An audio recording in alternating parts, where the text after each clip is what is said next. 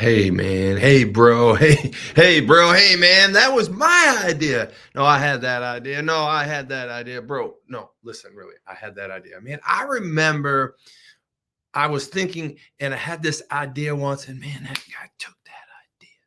I was thinking about that idea. That idea, literally, that was my idea. No, like seriously, I had that idea. If I just would have taken that plunge, I mean, I wrote it down. All I needed was a few more dollars. Like that idea was I was thinking about that. You're not gonna believe it. I thought about that. I mean, that was my idea.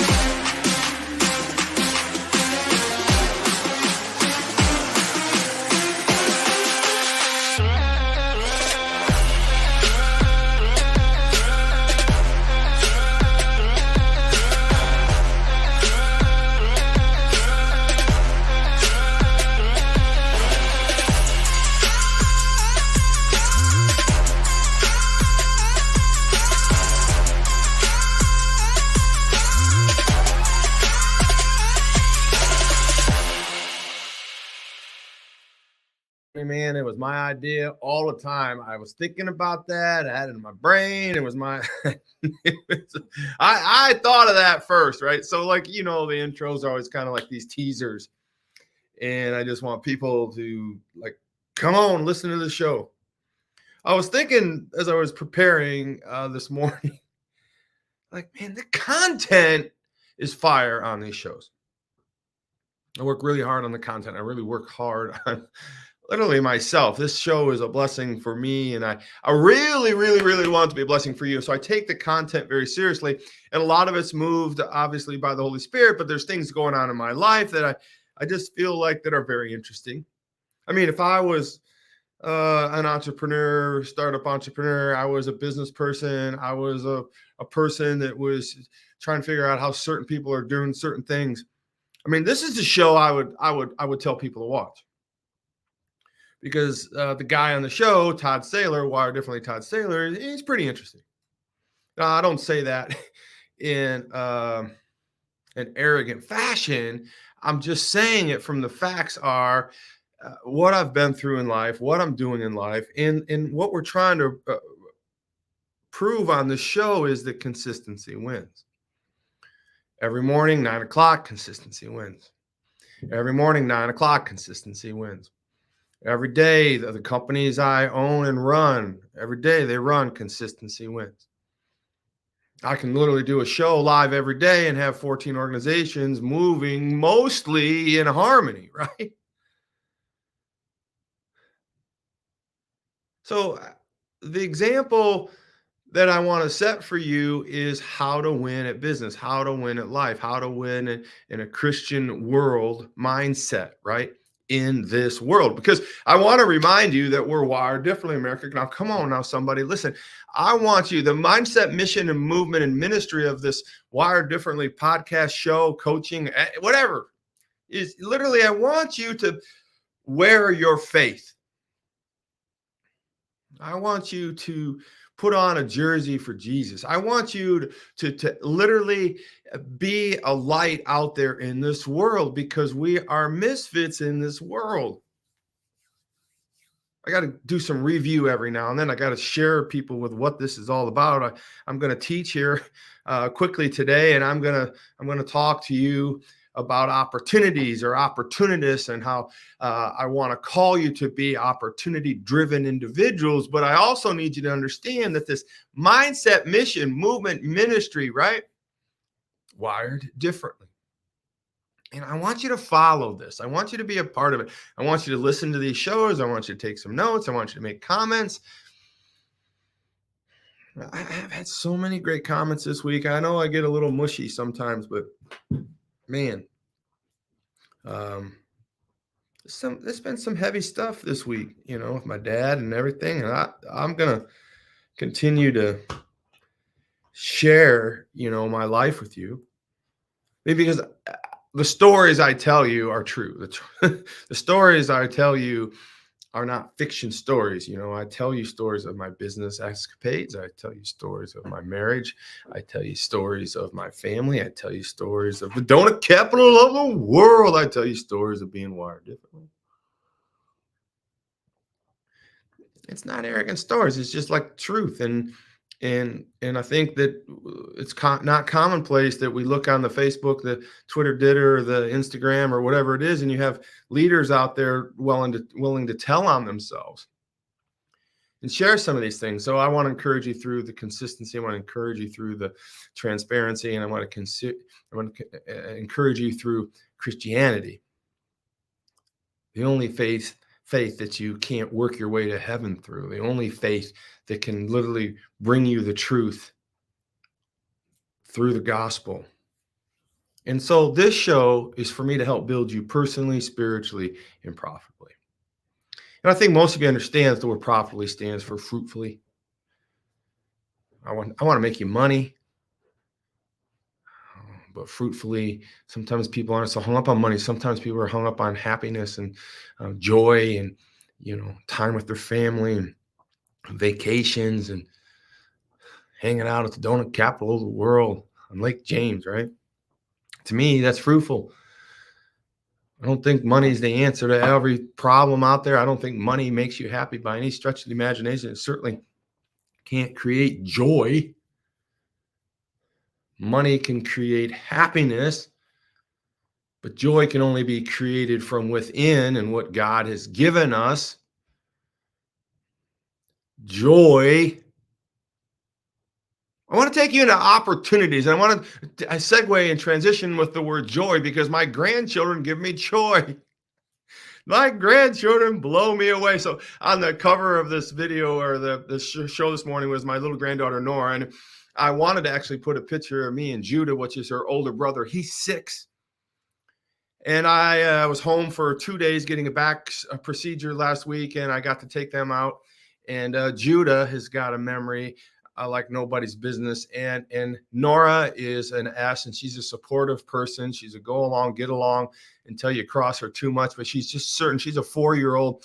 Love these kids so much. And they wanted some papa time. And so we jumped in the truck. I said to my daughter, Kendra, and I said to her husband, Derek, I got this. What, hour and a half? I can take these kids and we'll do something. And so they're like, good luck. So I get Judah, I pull over there to Judah, jumps in the big truck, and Nora jumps in the big truck, and she jumps in. She won't let me buckle her in her car seat. She's pop, pop, pop. She's like, I can do this, Papa. You don't have to help me. So she's putting everything together. Really impressive. But Judah jumps in the other side. He's all buckled in, ready to go. And I remembered the last time I was with him, Judah was like literally all about doing something super special. And he had this idea where he wanted to go. And as we jumped in the car or the truck and we took off, it was just me and the 6-year-old Judah boy and the 4-year-old Nora girl. And we're driving away. And I said, I was thinking, kiddos, that Papa time, we should go to Target. And they went crazy, man. They're like, Target, Target, Target. And then like the noise settled down just a little bit. And then the little Judah man, I can hear him in the background. He goes, hey, bro. He calls me bro. I roll that because I'm his bro. I think he means it in love. Hey, bro. That was my idea. What do you mean, Judah? He goes, last time we were together, like 3 weeks ago, Papa, I wanted to go to Target and you wouldn't take me to Target. That's my idea. I'm like, okay. It's your idea. We're going, aren't we? He goes, yeah, bro, thanks. Appreciate it. Target, and then off we were going. And I was just kind of thinking about that's my idea. And I was thinking, and Nora, as he's saying that's my idea, Nora got real quiet, like, oh man, you're messing with Judah's ideas. And And I don't know why something just hit me in the head as I was studying Barnabas and Paul, the former Saul, in Acts 9, 26 and 27. And I thinking about Judah, who is a biblical character, I guess, is popping up in my mind, a strong leader, tribe of Judah. But the bottom line is, I just keep hearing this thing in my head. Hey, bro, that's my idea. And so I just want to kind of talk to you about, we're going to revisit yesterday, and we're going to talk about opportunities. We're going to talk about what I look for in people and opportunists and how important it is. And we're going to literally take Acts, let's see, Acts 9:26 today, but yesterday was Acts 9:27. And I'm going to review Acts 9:27, which is, we'll just do that quickly. And then we're going to hit in 9:26. And we're going to talk about those things. I'm super excited, bro, because you know what? It's my idea. No, really, it's my idea. Preview. Todd is not only a remarkable, successful 30-year titan in business with having multiple businesses that generate multiplied millions of dollars. And if that plan happens to be to build $1 million company, which I can help you do. But he's humble. He's a man of God. He's a family man. The world's news organizations are built on everything but positivity. He is an influential entrepreneur and business speaker for over 30 years. I've got to forecast. I've got to pronounce. I've got to project. I've got to share with you my ideas, my vision, my goals for not only myself, but for you. That's why he came up with his incredible concept of taking and creating a platform for people that are wired differently. And you got to understand that your habits of your person and your habits of your business and your habits of your spirituality have to lead to the North Star of who you are. We need to figure out who we want to be in life.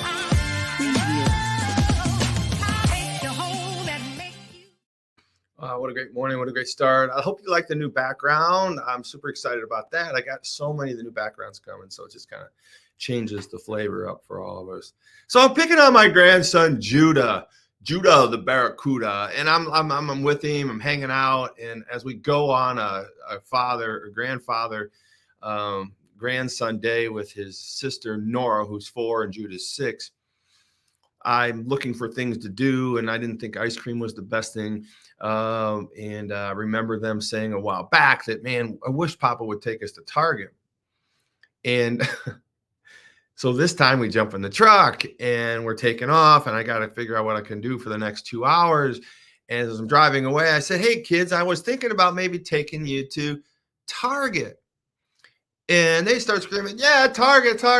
Like, can't you do something better than that, Papa, like a zoo or something? No, I can't, because the traffic's awful. In Sarasota, Anna Maria Island, you got to get, like, it's 45. Just being in the truck is an adventure, right? To me, let's go get to Target. So, and I'm not a Target person. I didn't even know where the Target was. And so as I'm driving, Judas looks at me and he says, you know, bro, that was my idea to go to Target.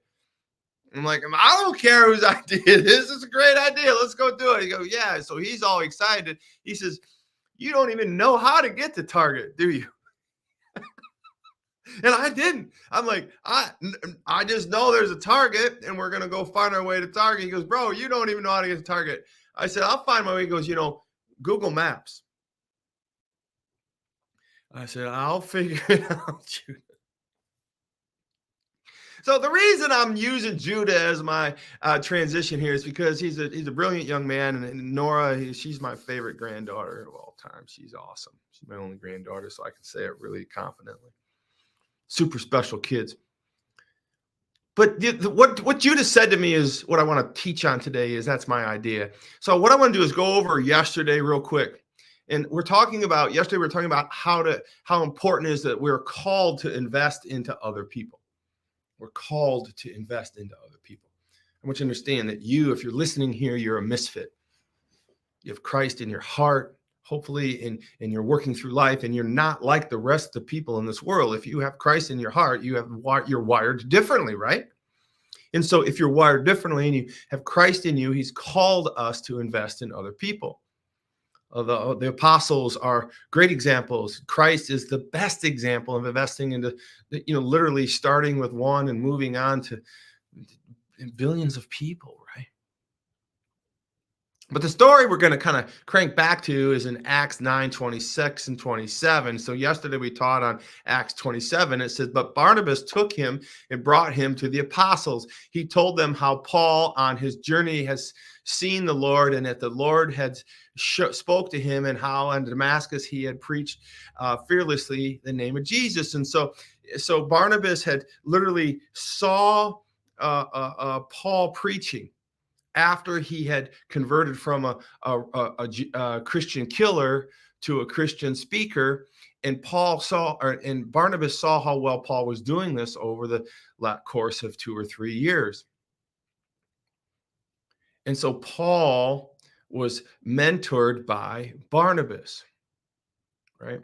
Paul was Saul, who became Paul, was mentored by Barnabas. And so that triggered me into this whole perspective of, who are we Barnabasing? Who are we pouring into? Who are we really lifting up? Because if Barnabas would have never grabbed Paul, saw Paul, and invested into Paul, more than likely Paul would have not made it to the apostles.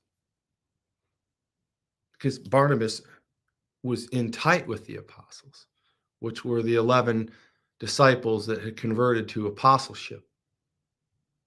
Right? We talked about that yesterday. They became apostles because they saw Christ walk on earth before and after he was crucified. Judas Iscariot went to Bloodfield and died, and left us with 11 disciples who became apostles. Paul ends up becoming, not yet in this version, but ends up becoming the 12th apostle. I think that's how that works, because I know that they picked up Matthias as the 12th disciple. So there might have been 13 apostles.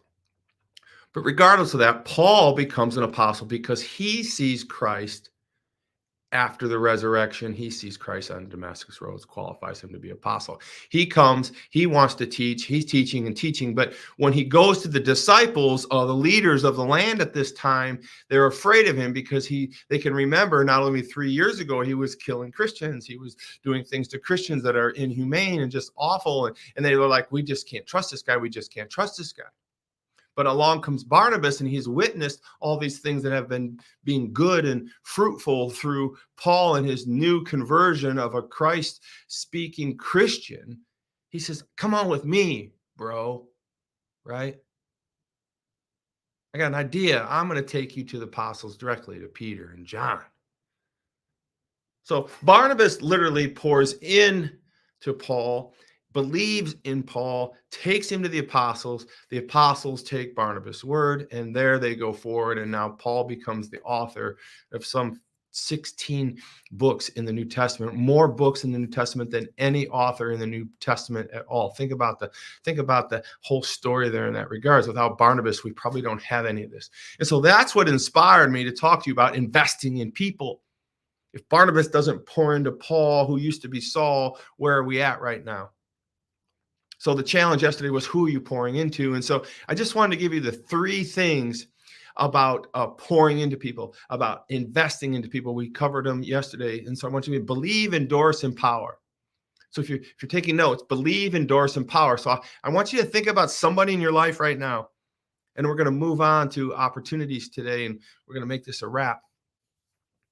But who in your life can you believe in? Who in your life needs you to step beside them and believe in them? Who in your life do you know out there is really working hard, trying to get your attention, trying to get somebody's attention, trying to break out from a family life that maybe wasn't so good, trying to break out from a reputation that probably wasn't too good, trying to even break out of jail or a criminal? I mean, it doesn't matter. I mean, Paul was the worst of worst. Saul was literally killing, murdering Christians. Barnabas got up beside him and believed in him, believed in his story, bro. It was Barnabas' idea, right? It was Barnabas' idea to endorse, to invest. So here's the thing. First number thing, think about that person. And if you don't have one, I want you to start to look for somebody. I can think of,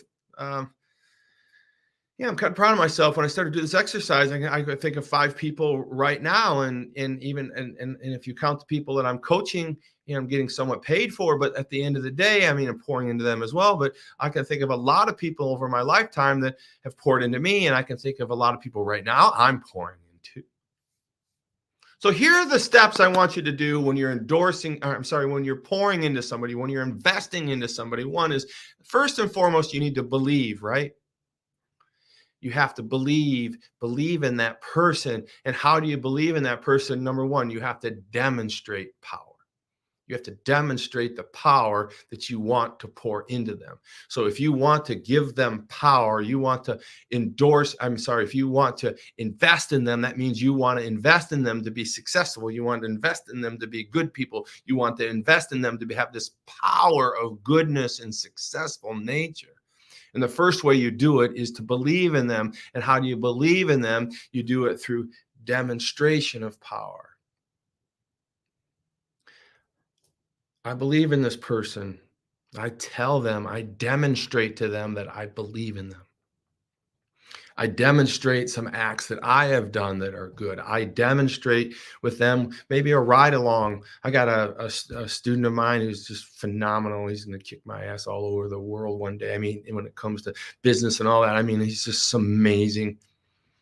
I mean, he's done amazing things. And his name is Stefan. He's just literally, I'll just tell you, he's 30 years old, and I just can't believe. He calls me. He says, "Listen, I want to come to Florida. I want to ride around with you." Come on, man, you're so busy. You got all these businesses, and no, we're kicking, you know what, and we're doing great. But I literally want to come down. I want to ride around with you. So I believe in Stefan. I believe in that movement. I believe in him. I'm demonstrating, I'm showing him the power that I do have, or the influence that I do have, and showing him the goodness I have in it. Number one, believe. Number two, endorse. So I need to endorse Stefan. I need to endorse my children. I need to endorse my employees, whoever I'm investing into. I not only need to believe and demonstrate my power to them, for them, through them, with them, but I need to endorse them. I need to be public. I need to say Stefan's name. I need to say my son-in-law's named Derek. I need to say Sam. I need to say Heather. I need to say Abby. I need to say Jeannie. I need to praise these people that are in my life that I am investing into. I need to literally not be afraid to say, these are my people. I need to endorse them. They need to see my power being transferred and showing and proven. And then they need to see me saying, I love you. I endorse you. I support you. I want you in my life. I'm going to share you with my tribe or my influence, the things that I have out there. So one, I believe in you. And two, I need to endorse you. I want you to be better than me. I want to endorse the fact that you have got better skill sets than me, Heather. I want to endorse you that you got more skills and crafts in me and the things that we're creating. Stefan, I want you to know that I am telling the world that you're next level at what you do, because I see it, because I believe in you, and I'm endorsing you. And number three, when you're investing in somebody, I want you to empower them. I want you to literally empower them. How do you empower somebody? You take their direction.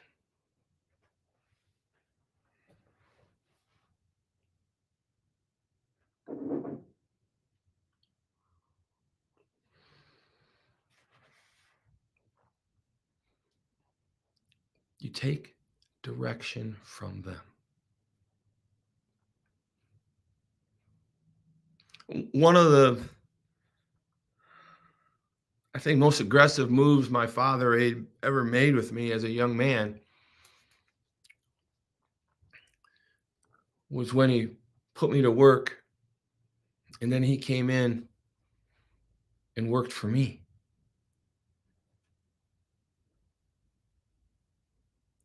I was in charge, so I had to tell everybody there that was working what to do and how to do it and be a leader, and he let me lead him. My mentor let me lead him.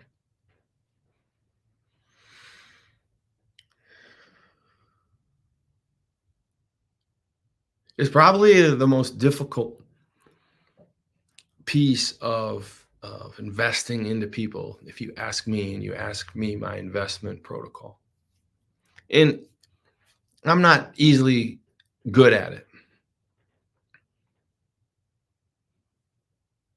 But I was literally sitting at lunch yesterday with Stefan. We hadn't spoken in several weeks. He's been traveling and building a stinking empire. And we had a point in our meeting where I just sat back and I listened. And he gave me advice. He told me what to do. You know, I just love it. But the truth of the matter is, I'm not good at it. And those are the things that I think you need to understand when you're trying to invest into people. The first thing I want you to understand is we are called to invest in people because we're wired differently. That we're misfits of this world.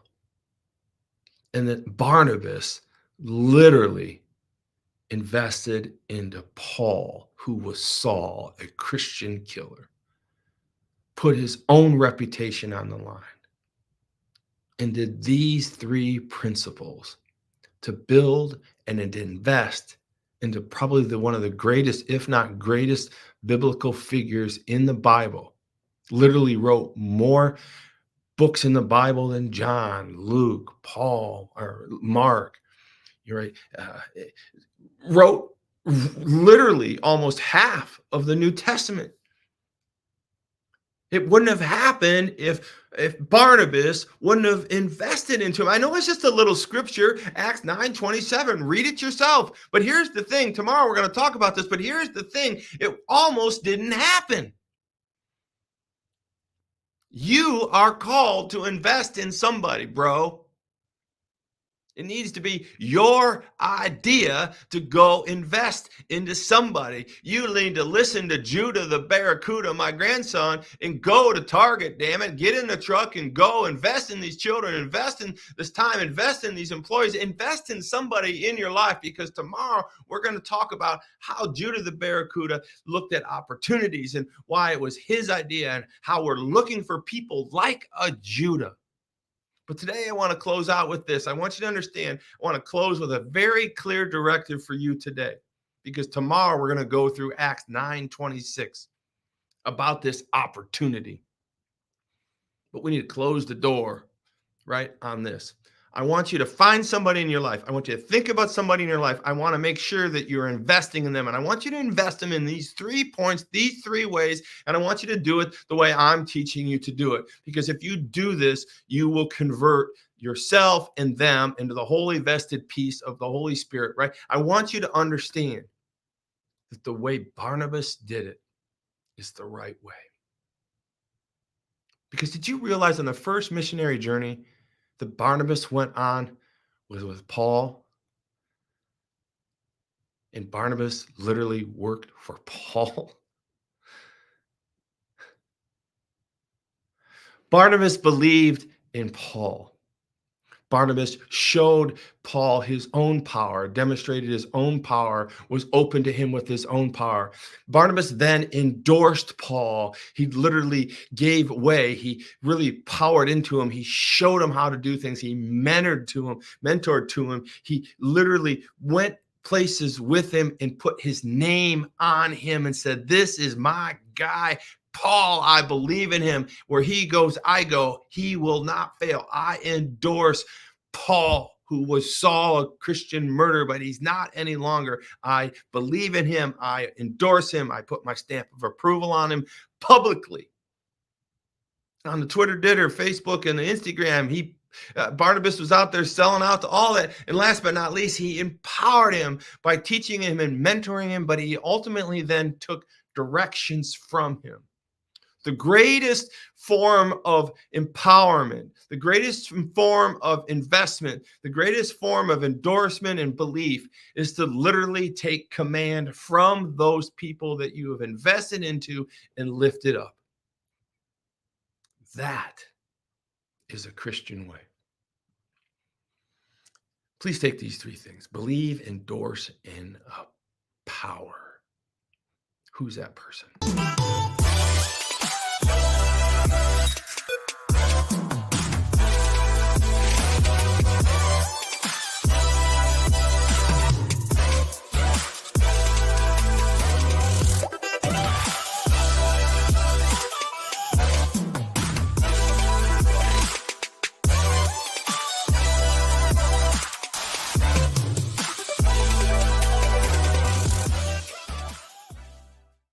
All right, it's the end of another show. It's Tuesday. Tomorrow's Wednesday. We're going to take on Acts 9:26 tomorrow. Seize that opportunity. We're going to talk a little bit about Judah again. But listen, today I want you to go to wireddifferently.com. Buy your sweatshirt.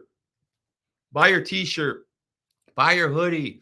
Listen, come on. I want you to wear your faith. This mindset, mission, and movement is here for you to share the gospel, to share your belief structure. Most of these shirts are not overt in what they say or what they do. They're like the shirt in the background. They're just something once in a while you can throw on and share your faith with. Come on now, somebody. We wear our Detroit Lion jerseys all the time. We got our Indiana Pacers jerseys on. I saw that this Caitlin, I can't remember her last name, Caitlin Clark, maybe. Caitlin, the basketball player, going to the Pacers, and the young lady who set all the records, sold more T-shirts than the entire Dallas Cowboys sold in the previous year. She sold more T-shirts than the entire Cowboys sold last year alone in one day.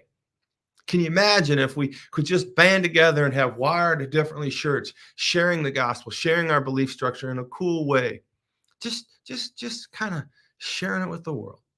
Anyways, the mindset, mission, movement, and ministry that we're pushing here and sharing with you and growing you spiritually, personally, and properly with is Wired Differently. So get to wireddifferently.com, and the promo code is WIRED15. WIRED15. You want to buy a t-shirt, a sweatshirt, the prices are already stupid cheap because we're still building the site out. But if you put in the promo code after you select your purchase, go into promo code and hit WIRED15, you get another 15% off.